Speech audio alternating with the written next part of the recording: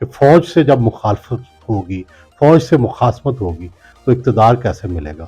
اب تو مجھے الیکشن بھی دور جاتے نظر آتے ہیں کہ جس میں پی ڈی ایم یہ چاہتی تھی کہ ان کی ظاہر فوج سے اور لڑائی ہو، فوج سے مخالفت ہو، بجائے اس کے کہ پی ٹی آئی فوج سے اپنا کوئی صلح کا راستہ بناتی، وہ اس ٹریپ میں پھنس گئے۔ فوج سے لڑ کے یا تو انقلاب آ سکتا ہے، اس کا پاکستان میں آنا بڑا مشکل ہے، چند ہزار لوگ انقلاب نہیں لا سکتے، اس کے لیے لاکھوں کروڑوں لوگ چاہیے ہوتے ہیں، اور وہ سوائے لاہور اور پنڈی کے کہیں کچھ نہیں ہو سکتا۔ یا تو انقلاب لے آئیں کہ فوج کے ٹینکوں کے سامنے چڑھ جائیں، فوج تو سامنے ہی نہیں آئی، وہ دونوں نے پولیس سے مقابلہ کیا، تو اس لیے یہاں انقلاب آ نہیں سکتا، اور انقلاب کے علاوہ اقتدار میں آنے کا ایک ہی طریقہ ہے کہ فوج سے ایک سی بی ایمز ہوں آپ کے، ان کے ساتھ ایک معاہدہ ہو رہا۔ السلام علیکم ناظرین، آپ کا میزبان رحمان چودھری، اردو ٹائمز یوکے میں آپ سب لوگوں کی خوش آمدید۔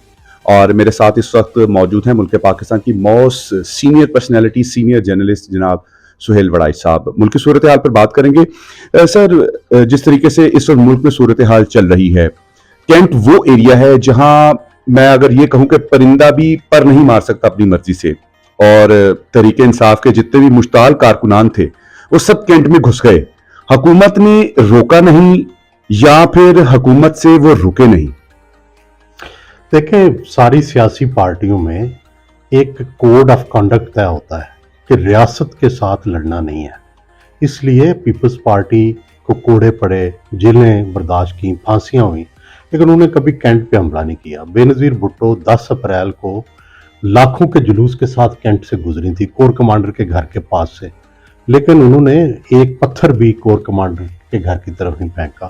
تو سیاسی پارٹیاں اپنے کارکنوں کی یہ تربیت کرتی ہیں کہ فوج سے نہیں لڑنا، فوج کی انسٹالیشنز کو تباہ نہیں کرنا، تو یہ غیر تربیت یافتہ مشتعل نوجوانوں نے پی ٹی آئی کے لیے بڑی مشکل پیدا کر دی ہے۔ وہی پارٹی جو کل اقتدار میں آ سکتی تھی، اب اس کے راستے میں ایک بہت بڑی رکاوٹ یہ پیدا ہو جائے گی کہ فوج سے جب مخالفت ہوگی، فوج سے مخاصمت ہوگی تو اقتدار کیسے ملے گا؟ اب تو مجھے الیکشن بھی دور جاتے نظر آتے ہیں۔ سر، یہی پی ڈی ایم کی بھی یہی خواہش تھی کہ کسی نہ کسی طریقے سے ملک میں افراتفری پیدا کی جائے۔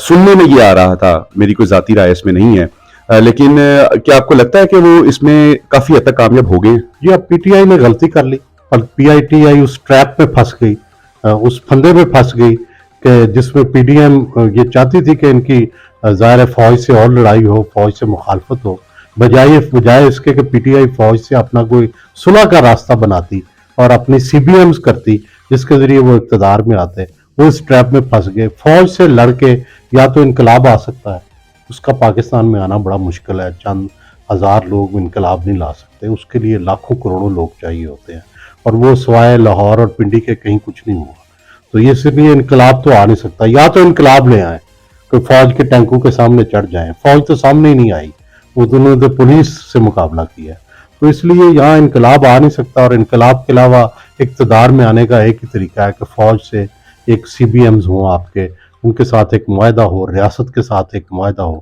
تو پی ٹی آئی اس وقت بڑی پاپولر جماعت تھی، اگر الیکشن ہوتے تو وہ جیت جاتی، تو اس کے لیے بہترین راستہ الیکشن کی طرف جانے کا تھا، وہ الیکشن کے راستے سے ہٹ گئے ہیں۔ تو پی ڈی ایم پھر سر اب الیکشن کروا رہی ہے کہ نہیں کروا رہی؟ کیا کہتے ہیں آپ اس بارے میں؟ یا کروانے چاہیے یا نہیں کروانے چاہیے؟ میرا خیال ہے الیکشن تو اکتوبر میں ہونے چاہیے، اور کوشش کرنی چاہیے کہ پی ٹی آئی بھی اپنی یہ جو مسلح اور انتہا پسندانہ کاروائیاں ہیں ان سے نکلے، الیکٹورل پالیٹکس میں آئے۔ اس کا اصل کام یہ ہے، ان کی یہ نہ تربیت ہے نہ ان کی سوچ ہے، وہ تو پرو آرمی ہمیشہ رہے ہیں، پرو اسٹیبلشمنٹ رہے ہیں، پرو ریاست رہے ہیں، اینٹی انڈیا ان کی سوچ ہے، ان کی ساری وہ سوچ ہے جو ریاست کی اداروں کی سوچ ہے، تو اس لیے انہیں اسی کے مطابق کاربند رہنا چاہیے، انقلابی بننے کی کوشش نہیں کرنی چاہیے۔ وہ اگر انقلابی بنیں گے تو اپنی چال بھی بھول جائیں گے۔ بہت شکریہ سر آپ کے قیمتی وقت۔ ناظرین، انشاءاللہ ملاقات ہوگی اگلی ویڈیو میں پھر ایک مرتبہ۔